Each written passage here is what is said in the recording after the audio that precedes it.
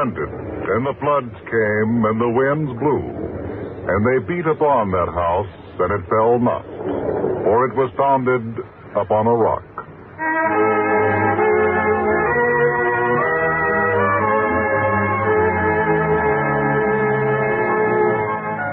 There is such a house in our nation's capital, Washington, D.C. And this year, as every 4 years for more than a century and a half, men are contending for its occupancy, the highest honor that can be bestowed upon an American by his countrymen.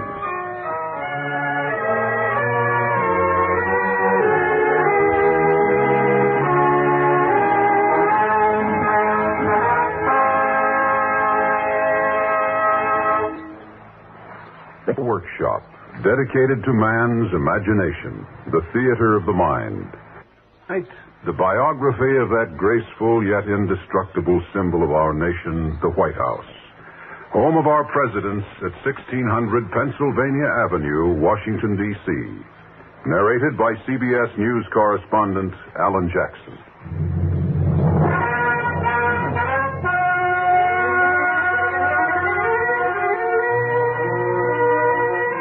In the beginning, there was a little more than a swamp by the river's edge, with a few hills rising here and there. But the country was new, and swamps did not scare it. And besides, it was an ideal location, just far enough in the so-called South to please the southern half of the new nation, and close enough to the north to satisfy that section as well.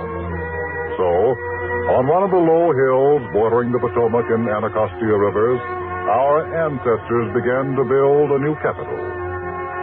And on the next hill, not much more than a mile away, they built a house of lasting grace to serve as residence for their chief executives, the President of the new United States of America.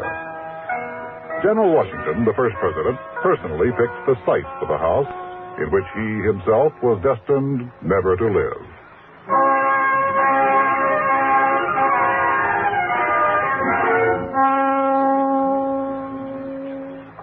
The first occupant of the house was a stern man whose New England ancestors had weathered many storms in war and in peace.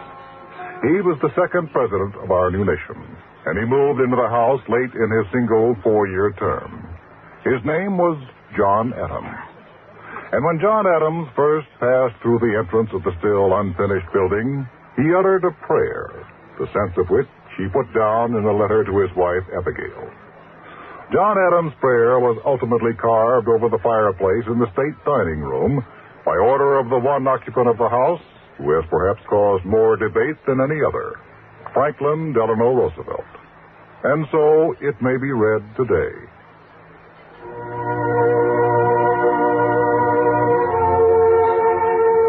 I pray heaven to bestow the best of blessings on this house, and on all that shall hereinafter inhabit it. May none but honest and wise men ever rule under this roof.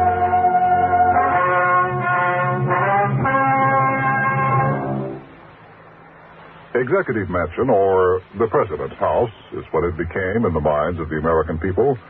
And more than 100 years after John Adams became the first occupant, another president named Roosevelt, Theodore in this case, set a precedent by having his stationery engraved with the words, the White House.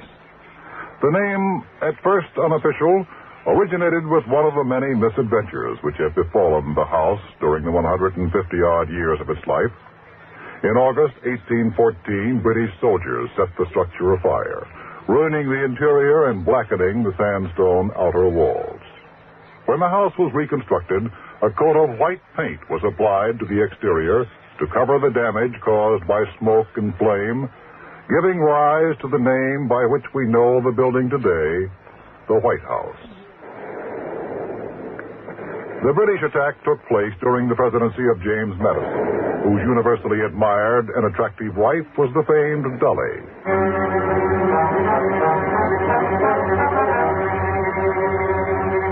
The British troopers and Marines came under Cockburn and Ross up from the river, closer and closer to the house and to the president's wife, Dolly Madison. I am Dolly Madison.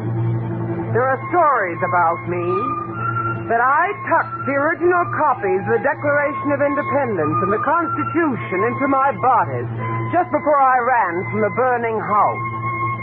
That I hacked the portrait of General Washington out of its frame and carried it off with the British at my heels. And, not least of all, that my husband was a coward and had left me alone when the British came. They are not true. And they were not true. The documents were taken off safely by clerks from the Department of State. The painting of Washington that had been painted by Stuart was carried to safety by two gentlemen from New York. And James Madison was with his troops at Bladensburg, where he should have been, and was later joined by his wife.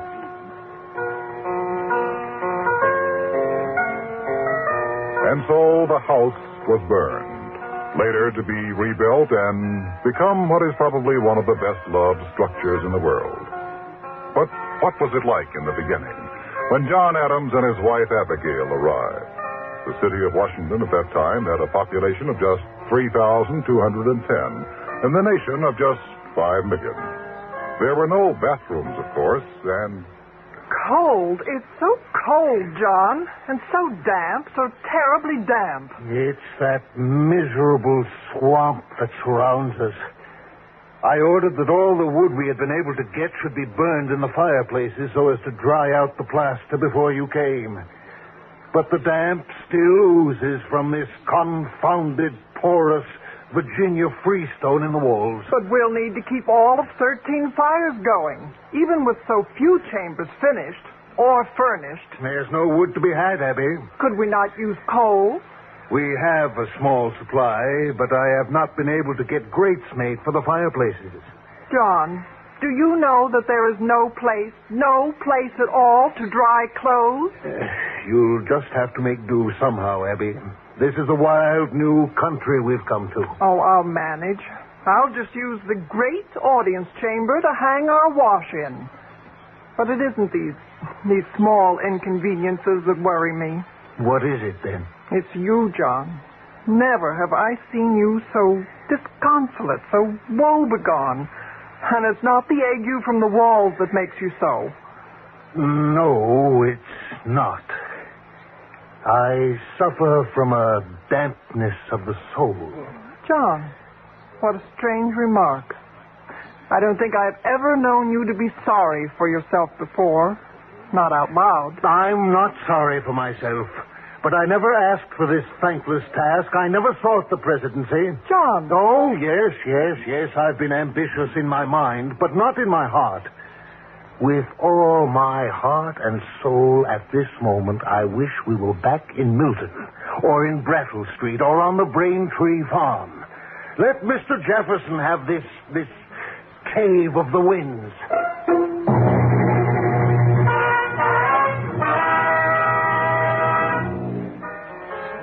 Mr. Jefferson, Thomas Jefferson of Virginia, did become the next occupant of the house, bad heating and all.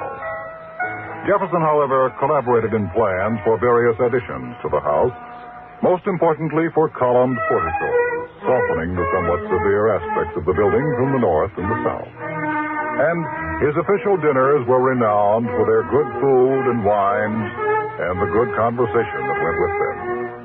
The insatiably curious president, in fact, not only sparked some memorable intellectual exchanges himself, but he also substituted round or oval dining tables for the customary rectangles, so that all his guests could more easily observe each other, thus encouraging the freest exchanges of intimate opinions, thereby eliminating those delicate points of diplomatic precedence, which he believed were out of place in a democracy. I still say that if the British were to support us... It seems that trifles do become giants in the mouths of Americans. There can be no more piracy, sir. The United States will not stand for it. Well, sir, as to slavery, we know that certain European countries... Purchasing Louisiana, in my opinion, is a mean and degrading mode of acquiring territory. Mr. Ambassador, you won't believe this, but when I left Virginia to take up my post in France, I had 2 bushels of ripe pears sewed in bags. And when I returned 6 years later, they were in perfect condition. They'd candied themselves. Mr. President, you will excuse us? Will the ladies please join me? The gentlemen will follow later.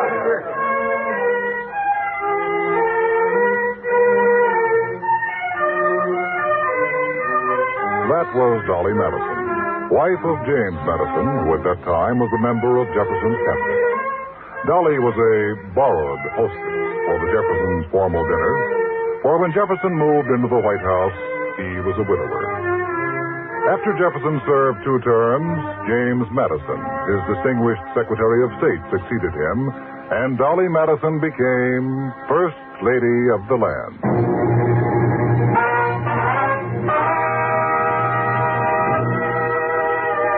Following Madison, James Monroe occupied the House, Monroe to whom we owe the Monroe Doctrine, which has become a keystone of our foreign policy.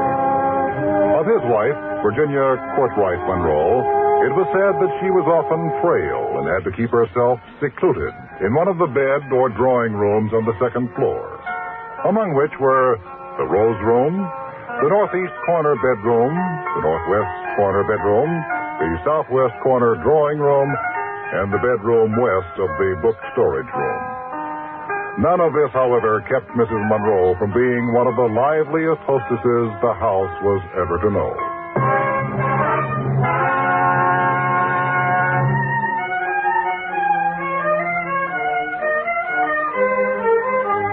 John Quincy Adams came next. He was the son of the John Adams who had been the original occupant of the house. John Quincy soon became known as the Learned Yankee. He is said to have treated his guests at the house to disquisitions on poetry, music, painting, and sculpture, all, as the old books say, of rare excellence and untiring interest.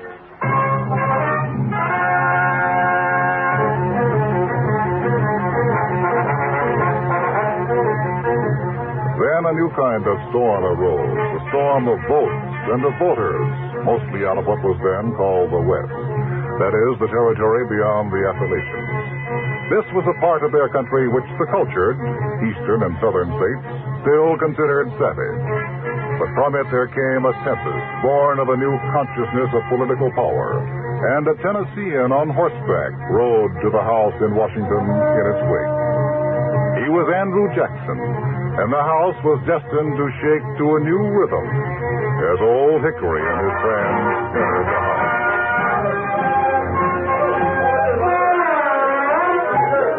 Disgusting, perfectly disgusting. It reminds me of the days of the French Revolution.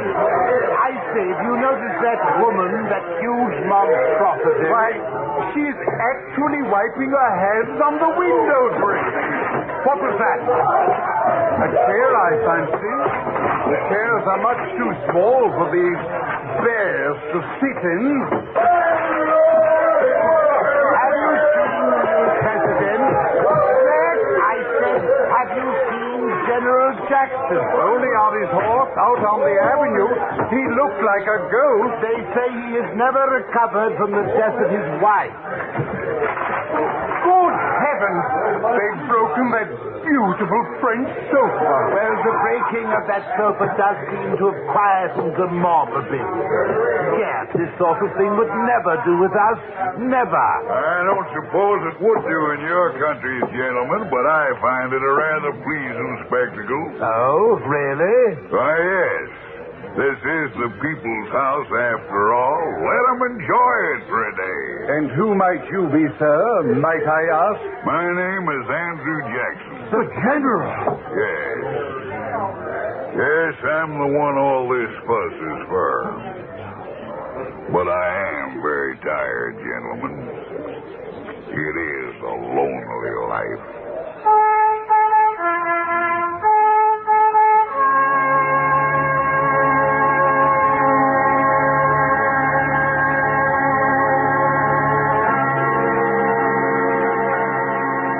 The house was officially declared finished and furnished. in 1829, the first year of General Jackson's administration. Still, even 5 years later, a member of Congress from Massachusetts observed, "The receiving room contains nothing but a dilapidated sofa and a battered pine table. The two pieces together are not worth $5. There is not even a mirror." The fabled East Room was often used for public receptions, but there also the tables were still of pine and much of the other furniture was unfinished. Jackson, though, bought 20 shining brass spittoons for it. Water for the needs of the household was still caught in cedar wood troughs. It was only in Jackson's 5th year in the house that a pipe was finally laid to bring running water into the residence of the President of the United States.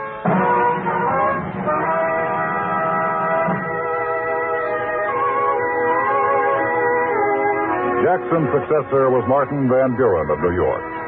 Van Buren, we are told, bought a gold dinner service for the house and was defeated in his bid for re-election, at least partly because it was noised around that he was in the habit of tasting French sauces from golden ladles.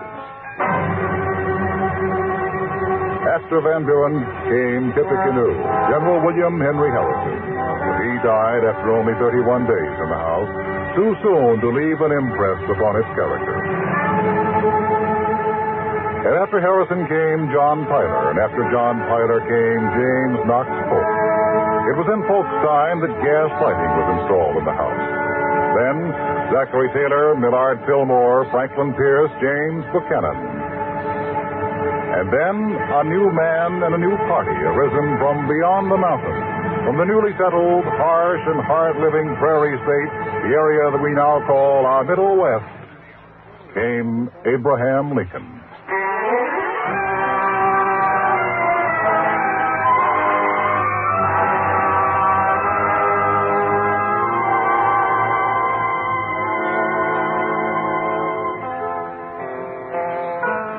With Lincoln, there came to the house much of the hurly-burly of family life, both joyous and tragic, which has almost always been a characteristic of this structure, so much abused, so often reconstructed, yet still one of the world's most beautiful homes.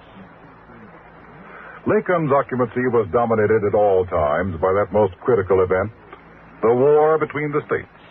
It began almost before he had had a chance to hang his best broadcloth coat in a White House closet, and ended only a few days before his own life did, terminated by an assassin's bullet in a Washington theater not much more than a mile from the house.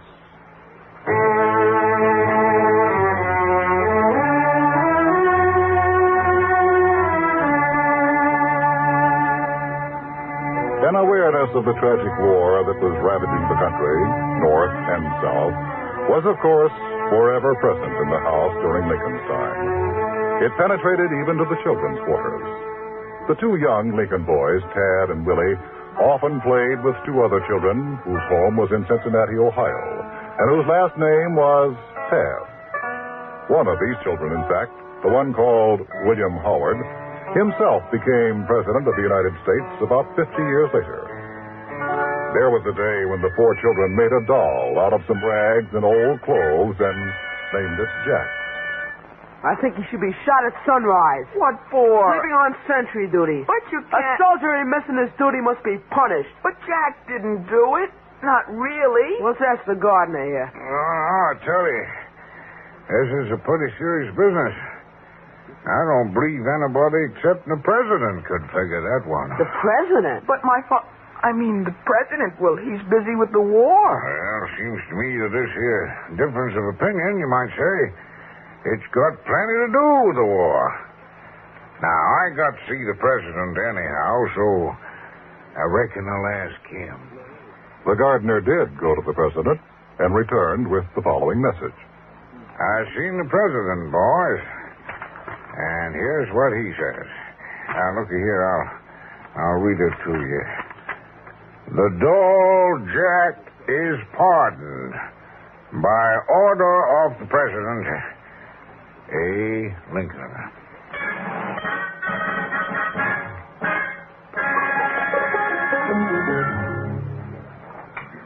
It was not long after this incident that young Willie went out riding on his pony in a chilly rain. A few hours later, he fell sick of the fever, as Washington wives and mothers then called it. They blamed Washington's swampy origins for it, and the deadly miasmas which were supposed to arise from the marshy shores of the Potomac and Anacostia Creek. Or sometimes they blamed the abundant insect life of the capital. We now know that the main cause of Washington's dreaded fevers was its unpurified water supply, a ready-made carrier for typhoid.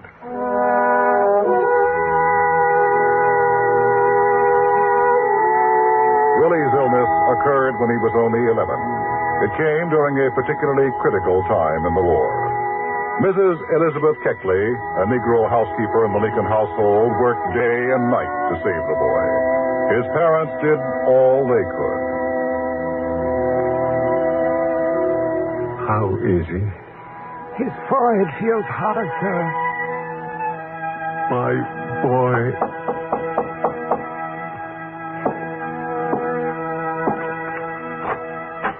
Mr. President. Mr. Nicolay? Secretary of War, Mr. Stanton, sir. He asks you to join him at the telegraph office at once. A dispatch from General McClellan. Tell Mr. Stanton to... Tell Mr. Stanton I shall join him within the hour. You see, Mr. Nicolay, my young son has just died. I must see him first.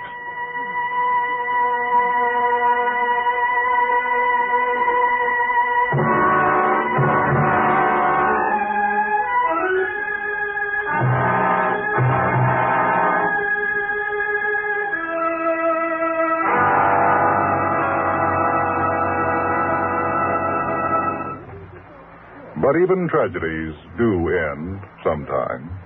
On April 2nd, 1865, President Lincoln drafted this memorandum.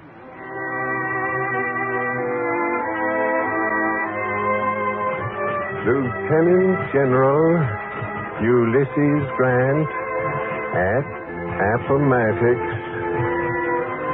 allow me to tender you and all with you the nation's grateful thanks.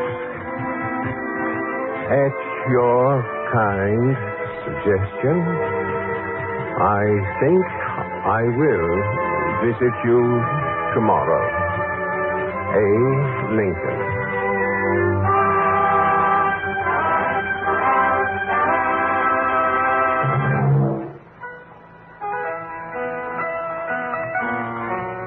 It was Mrs. Eleanor Roosevelt who once said that if the White House was really haunted, it must be haunted by the shade of Abraham Lincoln.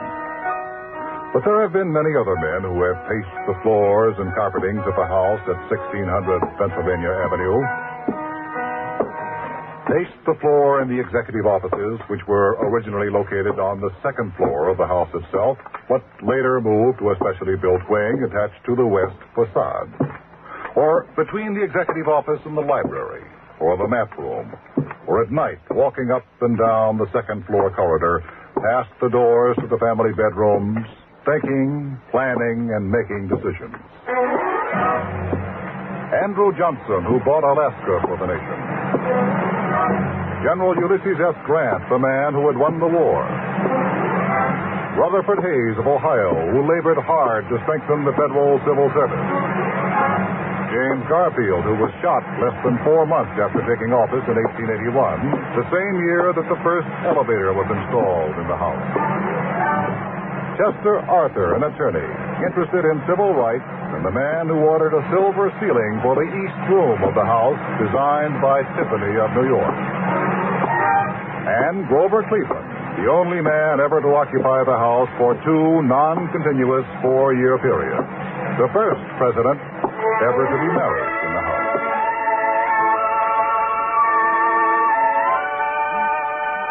Do you, Grover Cleveland, take this woman, Clara Folsom, to be your lawful wedded wife, to keep and to cherish? My dears, I wish you could see the bridal gown. It's of heavy, very heavy ivory satin, with a high plain corsage, elbow sleeves, and a very long train. It could stand alone, I believe. And the flowers.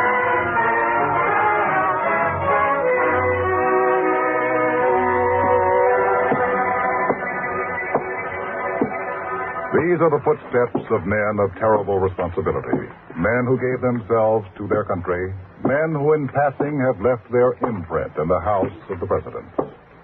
Benjamin Harrison, during whose tenancy electric lighting was installed. William McKinley, who on September 6, 1901, was fatally wounded by an assassin's bullet.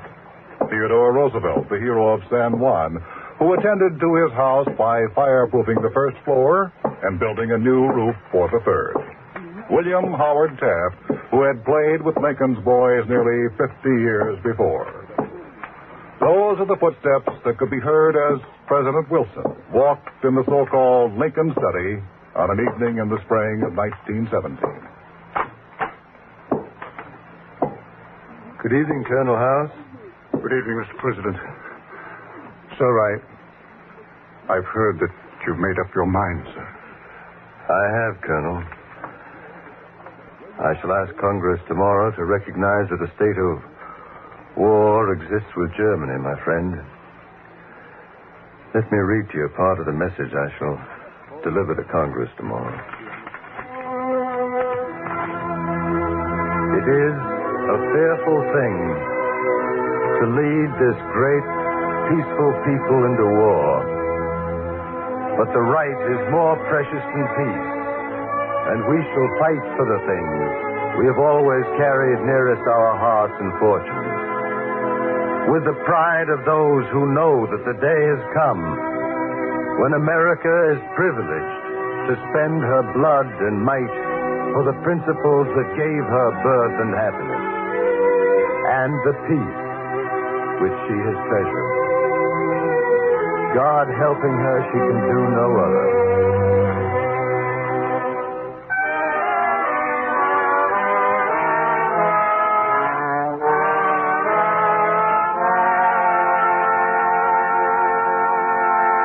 There have been 6 occupants of the house at 1600 Pennsylvania Avenue since Woodrow Wilson. These are still too close to us for words without partisanship, whether that of pride or that of anger. Warren Harding, Calvin Coolidge, Herbert Hoover, Franklin Delano Roosevelt, and Harry S. Truman were 5 of these.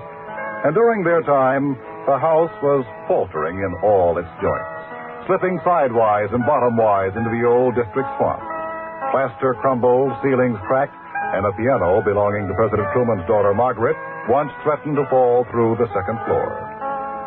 In 1948, a long overdue reconstruction was undertaken at a cost of nearly $6 million and was completed in 1952. And in January of 1953, Dwight D. Eisenhower, the 34th president, entered the house. The house that, according to experts, is now secure for the foreseeable future. On Tuesday, the people will decide who is to live in the house for the next 4 years. Who is to make the difficult decisions to lead our country during the fateful years ahead. I pray heaven to bestow the best of blessings on this house and on all who shall hereinafter inhabit it. May none but honest and wise men ever rule under this roof. And may it be so forever. And may no one ever betray the trust.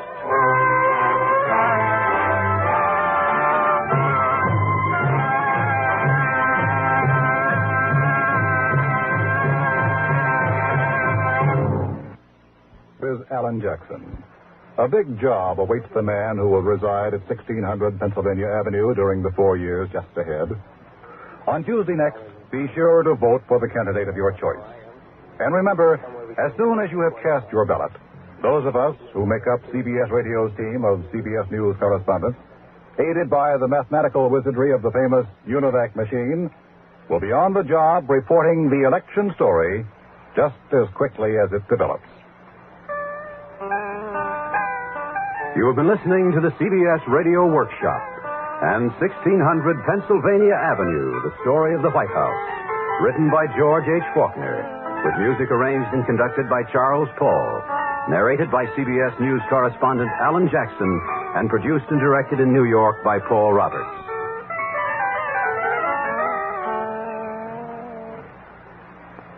This is Bob Hite reminding you that from now on, the CBS Radio Workshop will be heard on a new day and at a new time over most of these same stations. For the highly imaginative productions of the CBS Radio Workshop, tune in every Sunday afternoon here at the Star's Address. From Hollywood, the CBS Radio Workshop. A funny thing happened to me on the way to the studio. I met a woman who sleeps with cats. A woman who sleeps with cats? Yeah, Mrs. Cat. CBS Radio presents the CBS Radio Workshop, dedicated to man's imagination, the theater of the mind. This afternoon, the workshop examines another little understood aspect of man's behavior, humor, in Colloquy 4, the Joe Miller Joke Book, produced in Hollywood by William N. Robeson and conducted by Dr. Frank C. Baxter, professor of English literature at the University of Southern California. Dr. Baxter. If you fear that your radio is receiving two programs simultaneously here, one of very old jokes and the other a talk on literature, then don't touch the dial. Believe me, this is all one program. Now, my own interest in the ancient we's is a scholarly one, stemming from the fact that jokes have always had a very real part in literature, at least as long as we have the spoken word. Moreover, there's always been a heartening feeling of immediacy about jokes, not only because so many are topical, but because in one way or another, we all use jokes with gratifying regularity. Some of us tell a joke to fortify a point we wish to make, to entertain, to enhance ourselves, thus in the opinion of others. Or perhaps we tell them for the laudatory purpose of relieving the tedium of some dull occasion.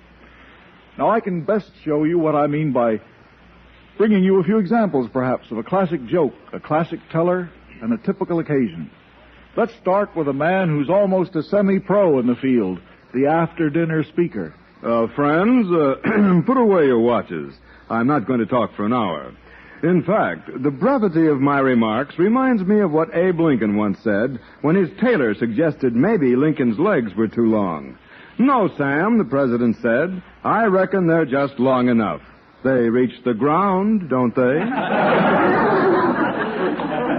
And all of us have met this next fellow, the self-appointed life of the party. Hey, you heard the latest story about the farmer's daughter? Well, the farmer did, and now she can never darken his door again. Even learned men with professional degrees use jokes tellingly. As for example now, the glib and successful trial lawyer. Ladies and gentlemen of the jury, I assure you I'm implying no criticism of my worthy opponent who found it necessary to address you for 2 hours and a half. But he did put me in mind of an old farmer they say Andrew Jackson came across one day. It seems the farmer was feeding his mule one piece of straw at a time. Neighbor, old Hickory finally said, feeding your mule that way, isn't that going to take a long time? Well, General, the rustic said slowly, reckon it will, but what's time to a stupid old jackass? Yes. And let's not overlook the determinedly cheerful wife who feels she has to greet her husband gaily when he returns from a grueling day at the office. Now, Henry, just lie back there and relax while I tell you. I heard the funniest story today. Okay. Do you know what one merry-go-round horse said to the other merry-go-round horse, Henry? Yeah. Let's get off this merry-go-round and get married. I'm sick and tired of going around with you. Oh. And finally, the man whose living depends on telling jokes, the comedian. Hey, buddy, do you know why cream costs more than milk? No, tell me, my boy. Why does cream cost more than milk? Because, stupid, it's harder for the cows to sit on those tiny little bottles. And there ends our illustration. Now, admittedly, these were old jokes. But if you make the common error of classifying them as Joe Millers, you're wrong. They're much older. Every one of those jokes, in one form or another, was already old before Joe Miller was born. Oh, Professor, are you trying to tell us that there actually was a Joe Miller? Yes. Although the records are unclear as to the year of his birth, we do know that he died in London in 1738. Oh, I get it. Joe Miller lived. It's his jokes that died. Oh, on the contrary. Joe Miller died. His jokes live on forever. But I'd always heard Joe Miller was, sort of a myth, an excuse for a bum joke. No, Miller was an actual person. But oddly enough, not only did Joe Miller never utter a joke himself, the book bearing his name was published more than a year after he died. Oh, come on. You know, I think Joe Miller's still alive, and he's on my payroll as a writer under an assumed name. He's my brother-in-law.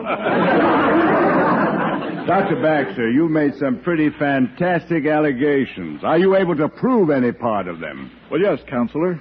It happens that I have with me several monographs written by Joe Miller's own contemporaries. In a court of law, Doctor, that would be inadmissible as evidence. It's hearsay. Out and out hearsay.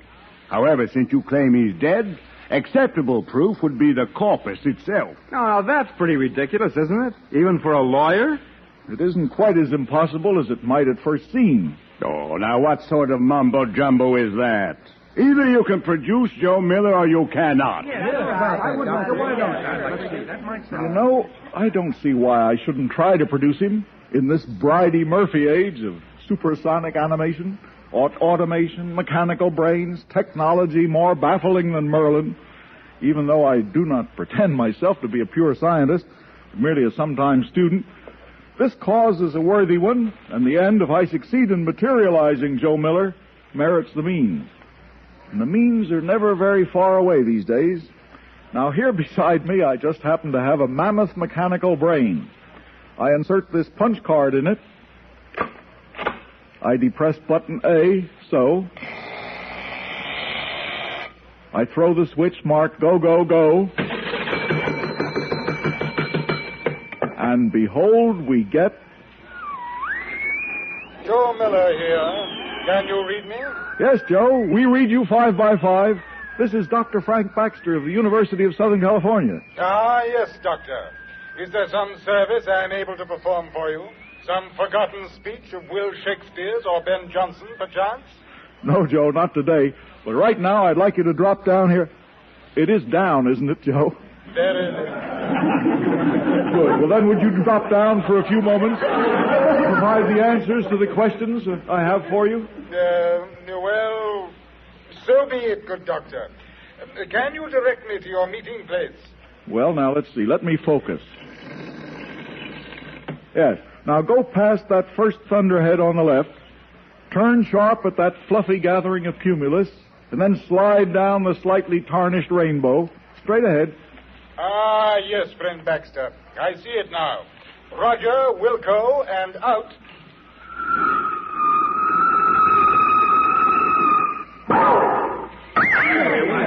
Joe Miller. I don't know. Greetings, good friends. And which of you chances to be the usher in literature, Dr. Baxter? I'm the nominee, Joe. I want you to know how much I appreciate this cooperation of yours. The least I can do for a fellow student and player. Now, how may I serve you? Would you just tell my friends here who you are, what you were, what connections, if any, you had with that famous book entitled Joe Miller's Jests? Oh, Joe Miller's Jests. Ah, the pox on it and the fulsome knaves who foisted it upon a half-witted world. I bite my thumb at them, sir. We'll stipulate the pox, Miller, but let's get to the testimony. The professor here alleges you never wrote a joke. Aye, sir, nor never spake one. You see, good friends, I was a leading tragedian in London's theatres, and a splendid one, if I say so myself, which I gladly do. I was a leading tragedian and not a comic clown. At the time in London, we had a self-styled critic of the drama, a suet head, one John Motley.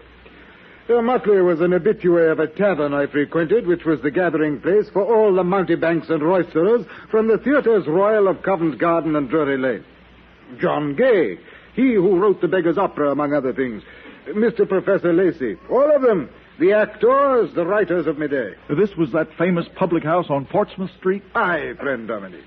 Well, to get on, this knave, this Motley, had a good thing going for him which profited him much, although it was equally abrim with chicanery. You mean he had a racket? He invented the rackets, this varlet. Would an actor buy Motley all the ale and sack he could hold, Motley in turn would publish glowing notices on the players' performances. A trap into which I would not fall. Good for you, Mr. Miller. Thanks, madam. And here, perhaps, it is best I explain that my chiefest misfortune was the maid I had wed, my wife. Comely, but a complete shrew. So perhaps you can understand that after an evening's performance I would repair to the tavern, spurning Motley and his noisome companions, and sit alone at the table the Boniface reserved for me exclusively, dreading the hour when I must return to my home and Dame Miller. So all right already. Then what happened? Well, after my constant rebuffs to buy his good opinion, Motley became so enraged he determined he would shame me and ruin my repute as a leading tragedian. So, one day when he came upon an ancient jest, so creaky of the joint it was repulsive, he determined his chance to destroy me had come. He waited until every Friends, imbibers, and countrymen, lend me your ears.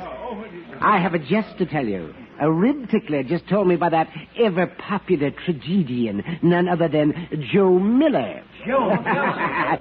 Here is the jape as Miller told it to me. A man asked his neighbor, but late married to a widow, how he agreed with his wife.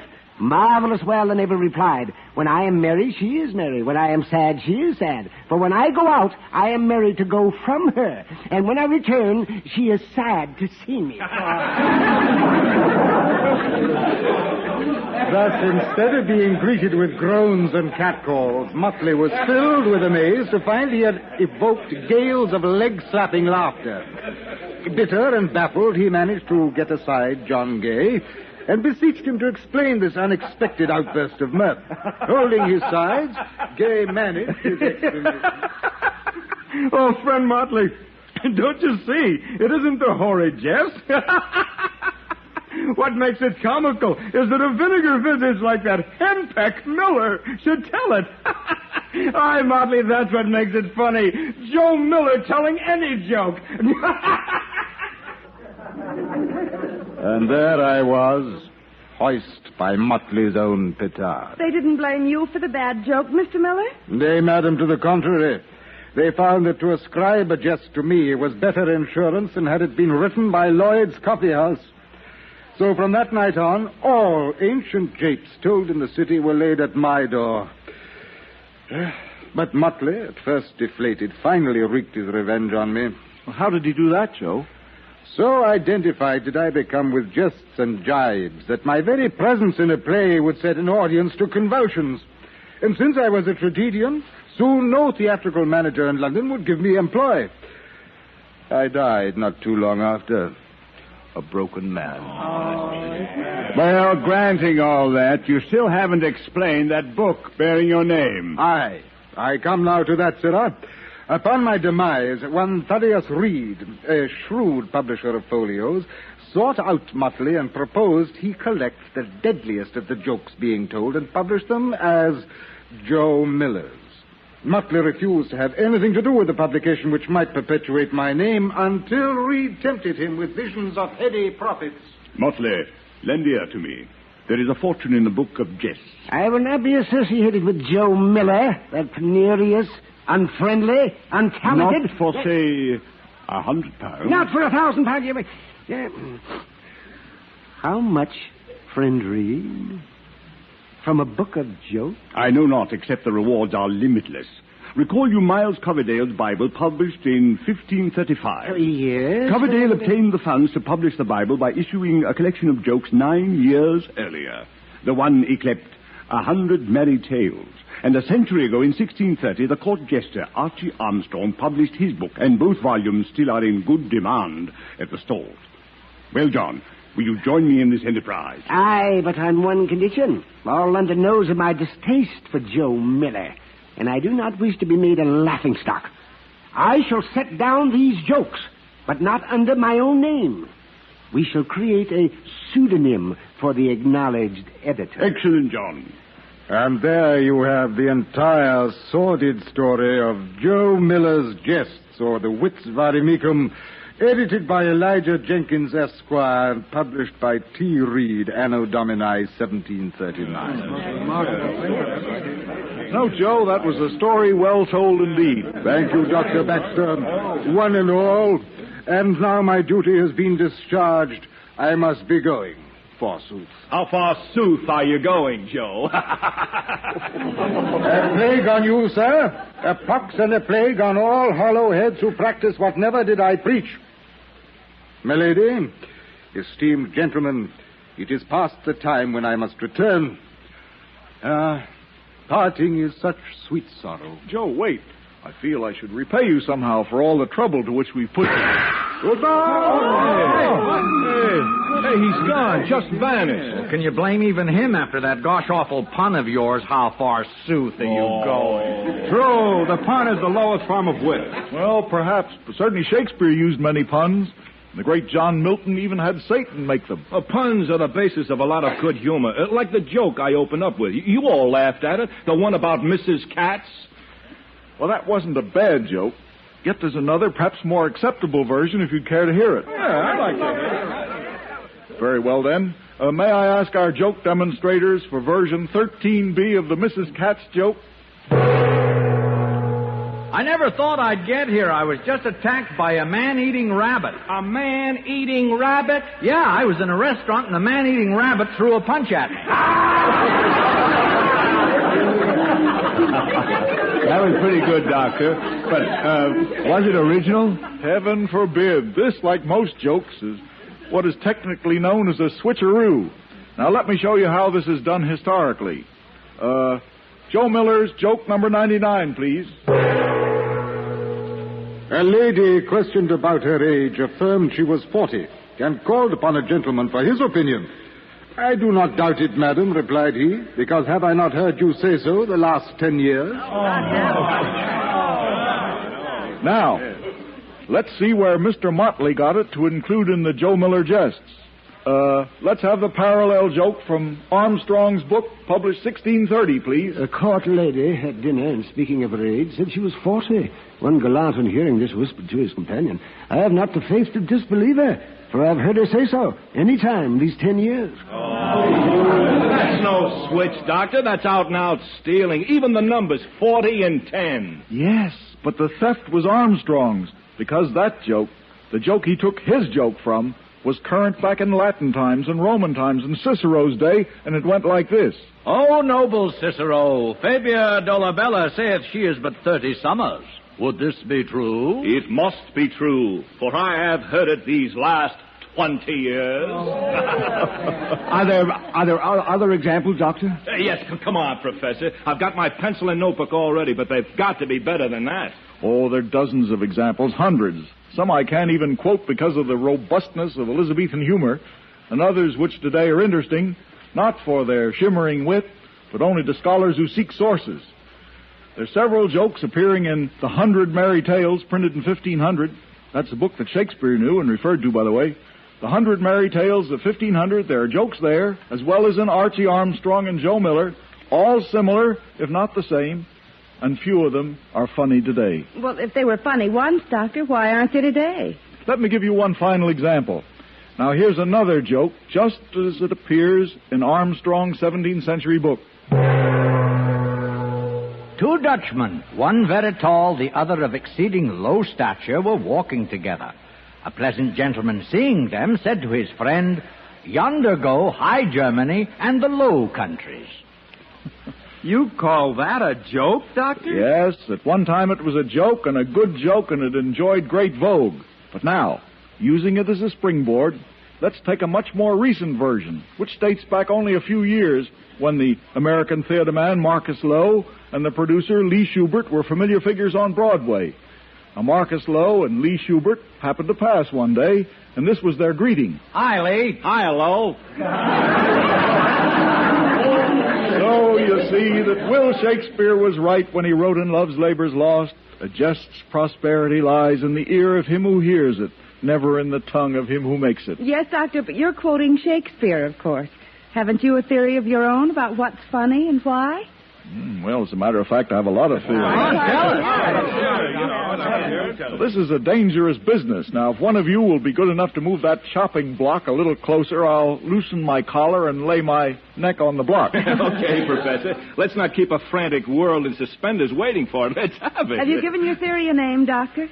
Well, I suppose so. It seems to me, by the way, that when we laugh, most of the time, we laugh at someone who is doing something we'd like to do. We're all so inhibited and ruled and regulated by laws that whenever we see any person getting off second base safely, doing something that we'd like to do and can't, we acknowledge with a warm satisfaction of laughter the existence of one of our fellows who for a moment gets free. We say often to ourselves, I wish I'd said that. I wish I had done that. Or I wish I'd seen that. You might call this the I wish I theory. I wish I. Well, but Doctor, that's pretty much a generality, isn't it? Yes, of course. No one theory explains all jokes. But, to be specific, why doesn't one of you tell his favorite joke to the others and see if they think it's funny? Well, we're not professionals. Why not let the comedian tell one of his? Yeah. Good idea. Okay, fine. Let's take this one. The scene is an asylum. An inmate is looking over the wall, watching the gardener work. Finally, he says, "Psst, hey, buddy, what are you doing?" The gardener says, "Why, I'm putting fertilizer on the strawberries." The other guy screams, "How do you like that? I put cream on mine, and they call me crazy." Well,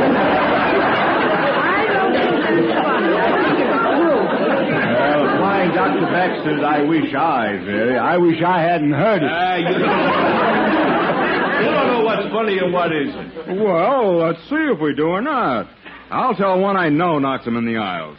It seems a farmer and his daughter were in the farmer's car driving back home with the money they'd just gotten in town selling their eggs. Well, suddenly the farmer spied two armed bandits approaching, so he whispered to his daughter, "Mary, quick, stick that money in your mouth and hide it." Well, the girl did as she was told, and the hold-up men couldn't find the money, which made them so sore they kicked them out and took the car. Well, once he was sure they were safe, the farmer said, "Hey, I guess we was lucky, all right. But if your ma had been along, we could have saved the car, too."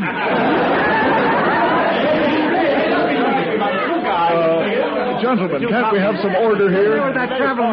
Gentlemen, please, some decorum, if you will. Gentlemen, please. Dr. Baxter, could I speak with you a moment, good professor? Why, Joe Miller, back again. What brings you back, Joe? I heard this idiotic argument, and I came back to assure you it was none of my doing, sir. Of course it isn't, but I'm glad you're back. You left before I could ask you to dine with me. Well, I really shouldn't, you know. Hate traveling after dark, but, well, I shall make an exception, good doctor. Been so deuced long since I've had any solid food, and, what shall the menu be? Well, now, how would a steak this thick, strike you? Perfection itself, but pray. Then, let's see. Do go. Then perhaps a salad of tossed California greens? Oh, the very words fairly titillate my gastric juices. And what shall we have with the coffee, then? Why, anything you choose, Joe. Would you have strawberries, Doctor? You have all the strawberries your heart desires. Oh, not for me, good friend. No, strawberries for you. Why, Joe? Why strawberries for me? Because I want to see what you put on your strawberries. Well, that's it, good friends. Joe Miller's jests, or the wits wadi mecum. Ho-ho. May Joe and his jests both leave us and rest in peace.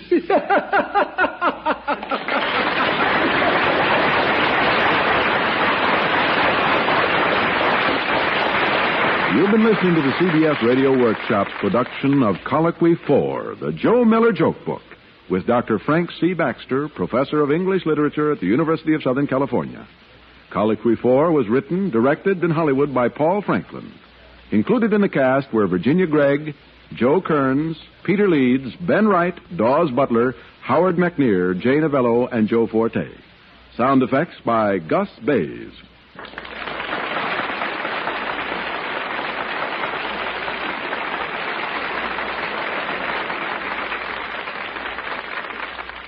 From Hollywood, the CBS Radio Workshop.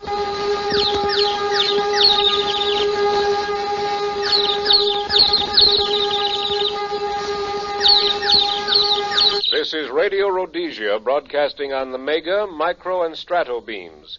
We take you now to the Ethnical Museum of Antiquity at Kenya, and our correspondent, Dinar Geb. Come in, Dinar Geb. Stand by, please. We are trying to get through. Radio Rhodesia to Dinar Geb in Kenya. Come in, Dinar Geb. CBS Radio presents the CBS Radio Workshop, dedicated to man's imagination, the theater of the mind. Some weeks ago, the workshop presented A Pride of Carrots, in which the novelist Robert Nathan described the planet Venus as it might appear to modern man. In the broadcast you are about to hear, Mr. Nathan describes our culture as it might appear to the men of 6,000 years from now.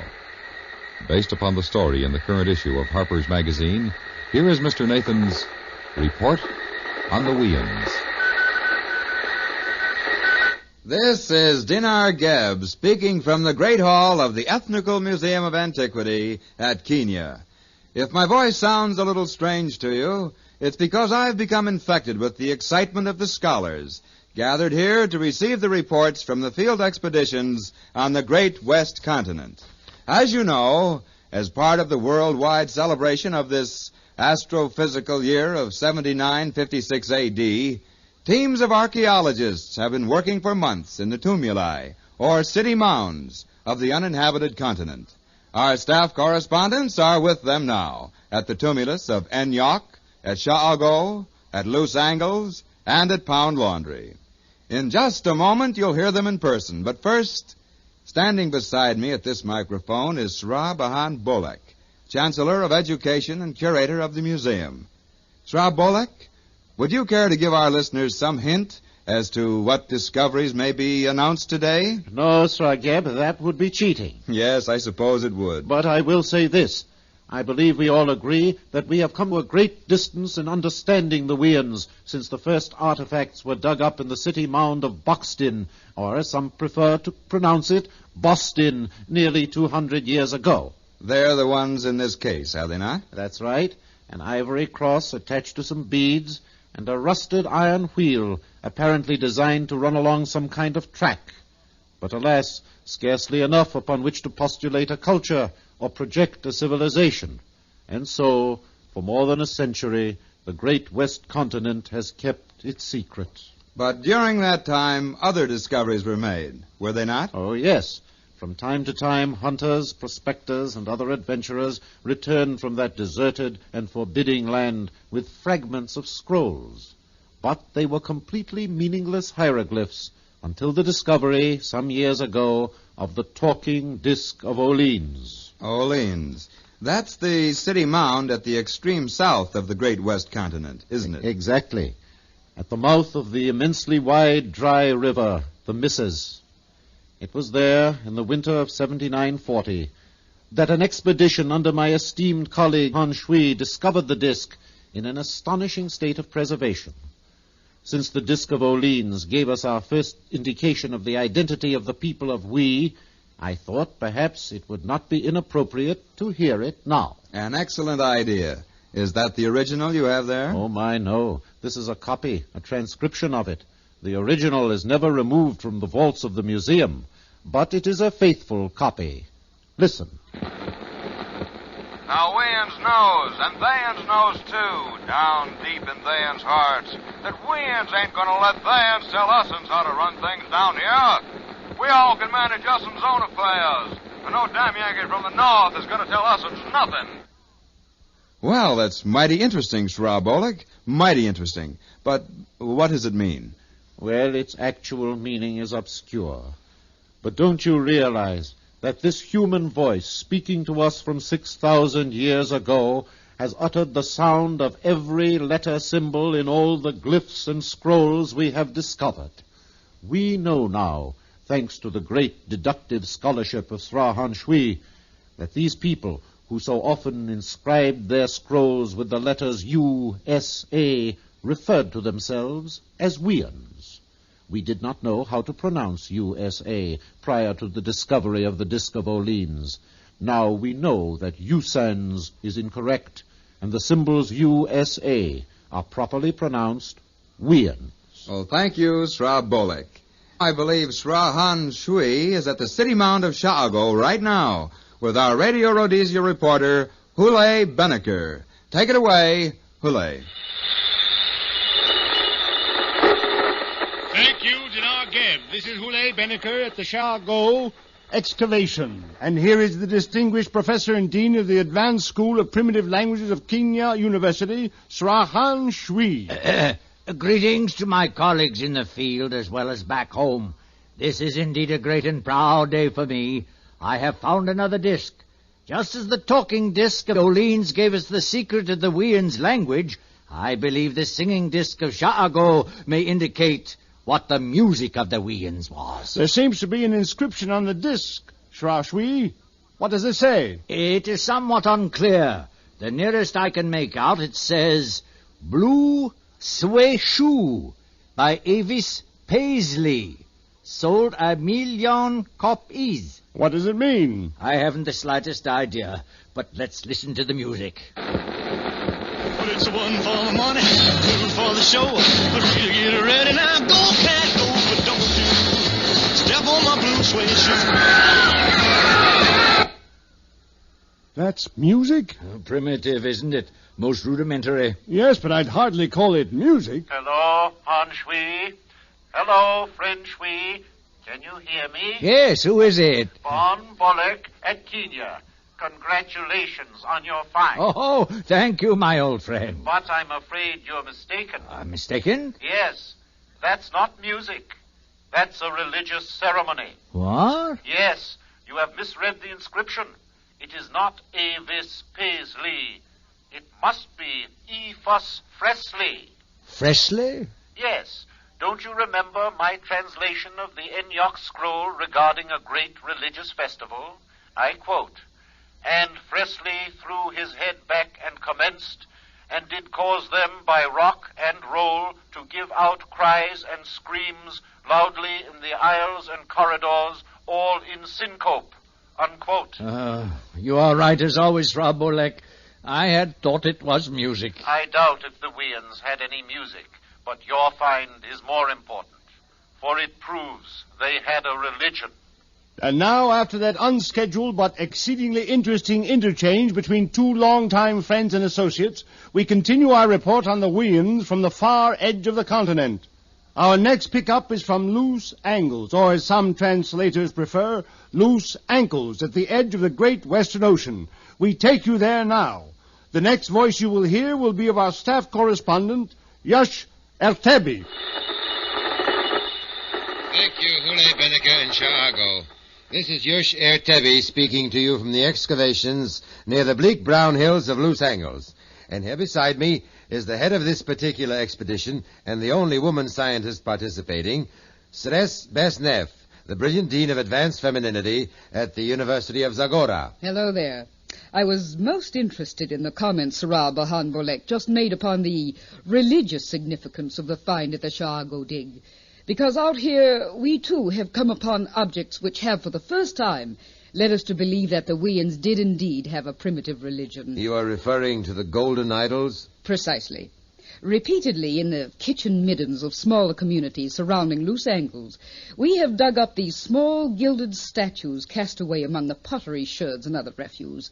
The presence of so many of the golden fetishes indicates beyond a shadow of a doubt the existence of a considerable cult of Oscar, as our translation of certain scrolls proved the god's name to be.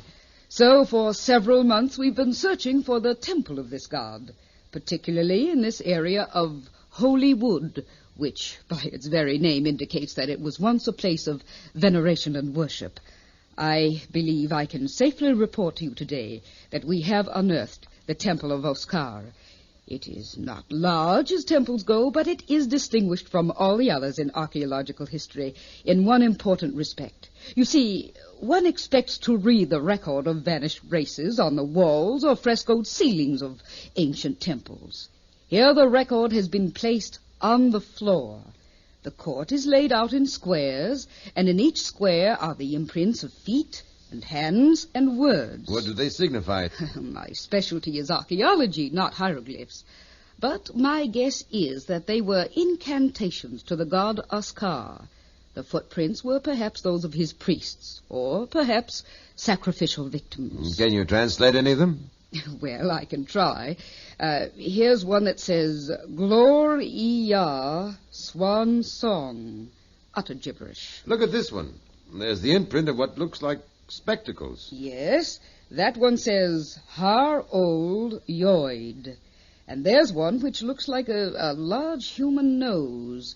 Jim Me Dur and E. Wouldn't that appear to indicate that these were sacrifices rather than priests? Oh, quite possibly.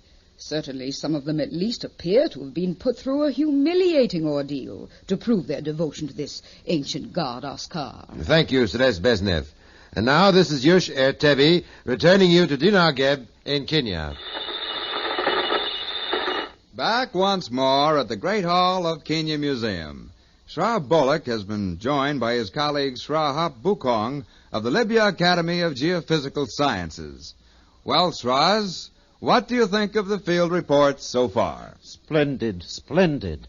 They substantiate my theory that the We-Uns had at least a semblance of culture. Srabolek, to me, your theory is as unconvincing as your translation of the name of the We-Un capital. Pound laundry, indeed. Well, how else would you translate it? The glyph for washing means laundry, and the We-Un glyph ton stands for a unit of weight, hence pound. Pound laundry. You couldn't say Washington. It wouldn't make any sense. Though I must confess, we have never learned what was washed at Pound Laundry. Yes, well, Shraz, this is most interesting. But I'm informed that the expedition at the Enyok site is ready to make its report. So we take you now to the city mound of Enyok and our Radio Rhodesia correspondent, Cowley D. Cowley D speaking from the Enyok dig 100 feet below the surface. And believe me, Sras and Stresses, in just a moment you may be witnessing a great historic occasion. But here's the head of the Enyok expedition, Sra Obergerst Levy, to tell you about it himself. Thank you, Cowley D. We have been digging downward along this gallery for nearly a week, and at last we have arrived at a sealed door which may well be the entrance to a tomb. Above it is a glyph which translates phonetically as Macy's Bargain Basement. Seems to be meaningless. Nevertheless, we shall break through this door now and attempt to describe to you what, if anything, we find beyond. You may begin, man. Easy there, easy. What's that? I don't know, Sra Levy. As soon as the glass door was broken, a warning, perhaps. It's frightening. Oh, nonsense. I remember reading about what happened to the men who violated the tombs of the Egyptian pharaohs. Do you really think these We-Uns can reach out across 6,000 years and harm us? No, Sra, not really, but still, one wonders. Proceed with the opening. Yes, Sra. Sra Levy, what do you think you may find here? I have no idea. Throw a light down there. Well. Oh, what is it, Sra Levy? We shall see. Come. Oh.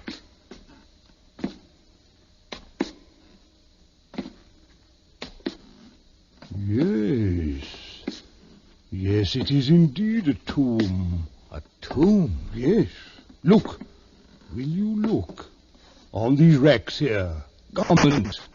Strange ancient garments. Coats of fur. Kabbalistic symbols. 198 reduced from 225.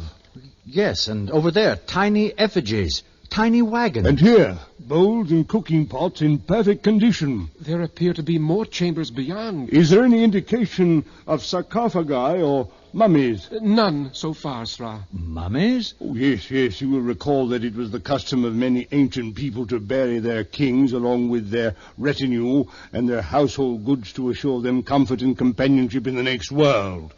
The Egyptians were most advanced in these matters. Up until now. I'm afraid I don't follow you completely, Sir Levy, and I'm sure our listeners would like a further explanation. Oh, dear me. We are on the air, aren't we? I'd quite forgotten. Excuse me, straws and stresses. I've been carried away by the amazing significance of this find. We have obviously penetrated the tomb of a great king, pharaoh, president, whichever translation you prefer, of the We-Uns. A ruler named May-See. Excuse me, Sra Obergerst-Levy. You have found the mummy of May-See? No, but in this next chamber, something most strange. Great eyes. Come. Great eyes? This is indeed a strange and wonderful sight, Straws and Stresses. We are moving now from the main chamber of the tomb into a side chamber. And now our light beams are reflected by rows and rows of gigantic glass eyes, each in its own polished box. What are they, Sra Obelgerst-Levy? I don't know. Each of them has a dial with numbers on it. Now, let me see. The dial is numbered from 1 to 13. Of mystic significance, no doubt. It turns. Yes, but nothing happens. True, but we are not We-Uns. These strange cyclopean boxes must have held great significance for them. See, Sra Levy? Here on the wall is a glyph. Yes. 1956 model CBS tel vis on. Utterly meaningless. But see, the pictograph. A We-Un and his she-We-Un sit before the box. And in the box is the face of another We-Un. Yes. Indeed, then they were eyes of some sort. But did the We-Uns watch the eye, or did the eye watch the We-Uns? These are questions that only exhaustive research can answer. But, Sra Levy, can you hazard a guess why so many of these eyes have been put in the tomb of the potentate May-See? A guess, yes, but only a guess. He must have been a man so vain that even after death he wished to watch through these eyes what his people were doing. Or he wished through these eyes that his people could watch him. Who knows? Oh, who indeed?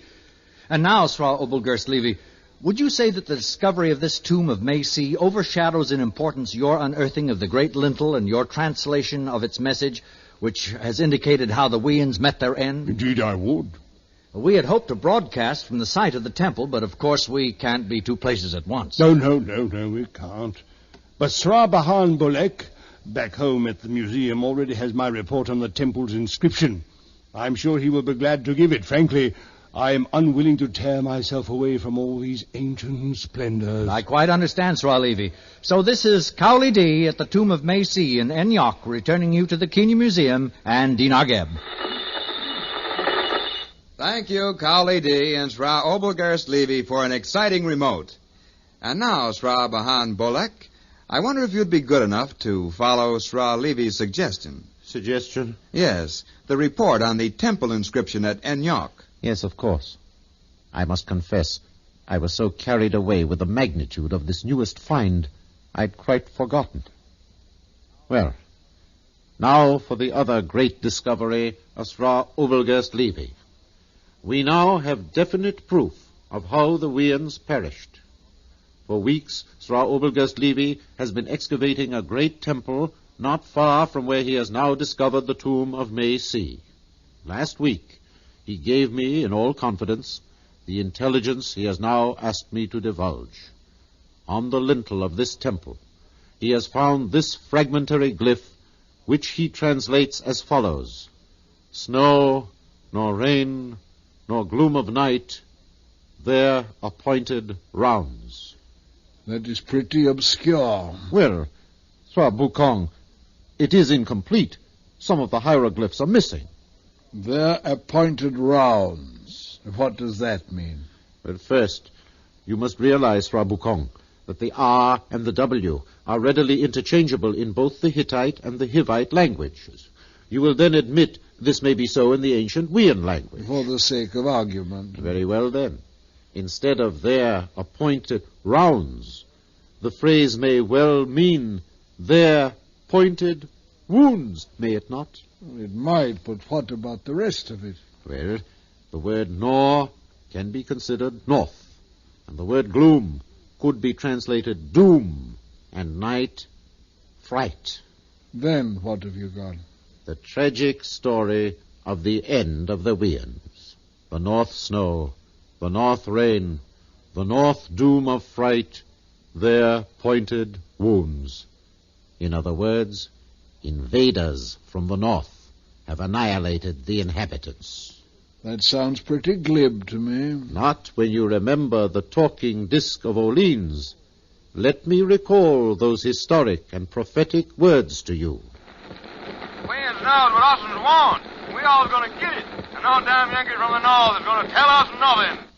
Notice the obvious reference to the enemy. Damn Yankee from the north. Oh, no, there's no question about it. North snow, north rain, doom of fright. Yes, the We-Uns perished by the wounds of the north. But tell me this then, Srabolik. How did they have time to inscribe this account of their annihilation on a great marble temple before they were annihilated? But that's the obvious part of it. We know that Antioch was the most populous city in the great West Continent. And why?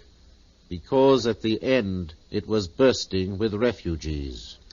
One by one, the great cities fell to the doom of fright from the north. Chicago, Loose Angles or Ankles, Orleans, Pound Laundry. Antioch, an island bastion, was the last to fall. Knowing the fate of the others, the We-Uns built this temple and inscribed upon its great lintel their fate, so that we, who came later, might understand what happened to them. Yes, sounds reasonable. But there is one more question. What is that? We have read much in their scrolls of a city more important than any of those we have excavated. Milltown? Yes, Milltown. What about Milltown? Our expeditions have searched and searched, but they have found no trace of a city called Milltown. Strange. Exceeding strange. Yes. I dare say we will never know anything more about the We-Uns, but we now know enough to evaluate them as a minor culture with a rudimentary religion devoted to a god named Oscar, who was worshipped by rocking and rolling. They enjoyed their brief moment in history, established their hegemony in the land of We by killing off the aborigines. They evidently built their empire, such as it was, by the sword, and when the sword rusted, they died by another's, even as Egypt and Babylon and Greece and Rome, leaving behind them curious city mounds, a splendid tomb, and no music. Sic transit gloria We-Uns. Thank you, Shrabahan Bolek. And thanks also to our scientists, archaeologists, commentators, and announcers who have made possible this Report on the We-Uns, the greatest single event of this astrophysical year of 7956 A.D. This is Dinar Geb, speaking to you from the Great Hall of the Ethnical Museum of Antiquity at Kenya, returning you to the main studios of Radio Rhodesia.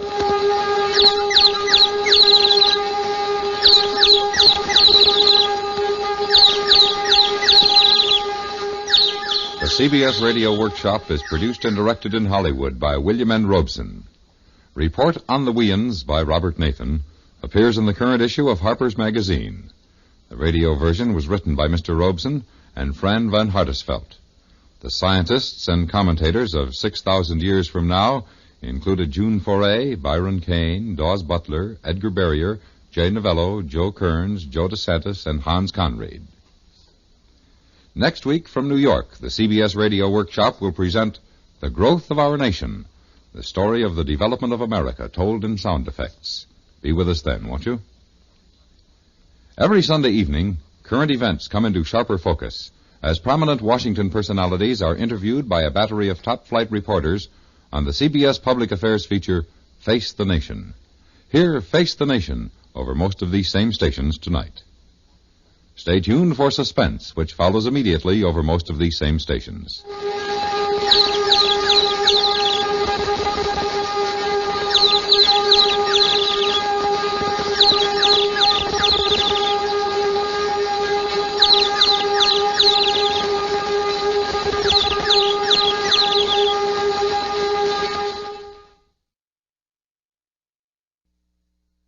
Wait.